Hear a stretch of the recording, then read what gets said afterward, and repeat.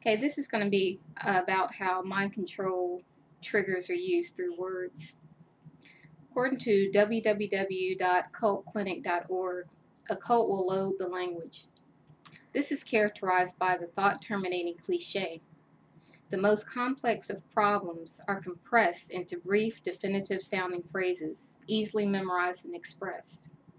In his article entitled 6 Brainwashing Techniques They're Using on You Right Now on crack.com, David Wong said, "Every cult leader, drill sergeant, self-help guru, and politician knows that if you want to quiet all of those pesky, doubting thoughts in a crowd, get them to chant a repetitive phrase or slogan. That is called thought-stopping technique. Meditation works the same way, with chants or mantras meant to calm the mind. Shutting down those nagging voices in the head is helpful for stressed out individuals, but even more helpful to a person who wants to shut down an audience full of nagging internal voices, suggesting something other than what he is preaching." According to the Subculture Alternatives Freedom Foundation, which is SAFF, at www.saff.org.uk,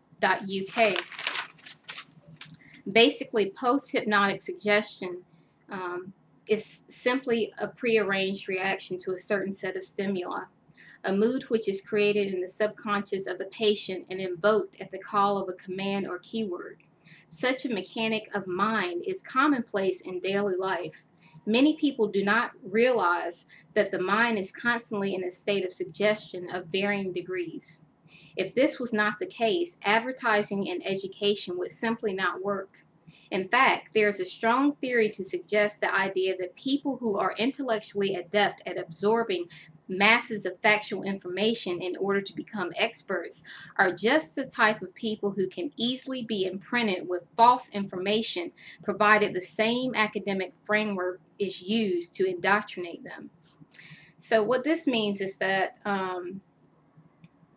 if you're listening to, say, a false prophet who says that, who uses the trigger word Jesus, you hear the word Jesus and you immediately go into the framework of Christianity. So therefore, this false prophet is talking about Jesus. So therefore, you're lulled to sleep into a framework of Christianity to where you're like the experts who imprint information because of the framework, even though it might be false information. For instance, there's a false prophet that I came across in the past who said that Jesus, Hitler, David Koresh, Jim Jones were all workers of light who came to help us.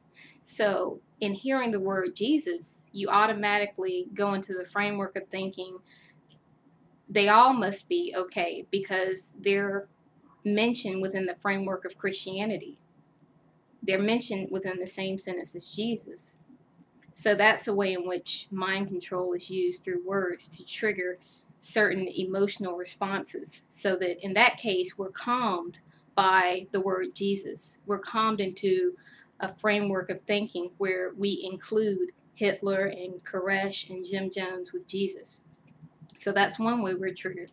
Another way is through fear, meaning that if we're listening to words that invoke fear, that puts us in a certain, because our minds are always in a suggestive state, puts us in a mood of paralysis, because fear causes paralysis. So if you're listening to a lot of fear-based information, you're paralyzed and you're unable to act. So we have to be mindful of what we're watching, what we're listening to, because we're being influenced.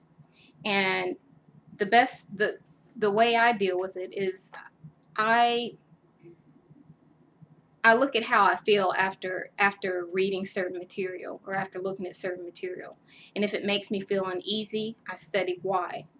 Because if we don't do that, then in our suggestive state, we're taking in emotional reactions that might not be our own, that might be from, the words that we're allowing to go into our minds. So we have to watch what we read, what we look at, so that we're not negatively influenced without even realizing it.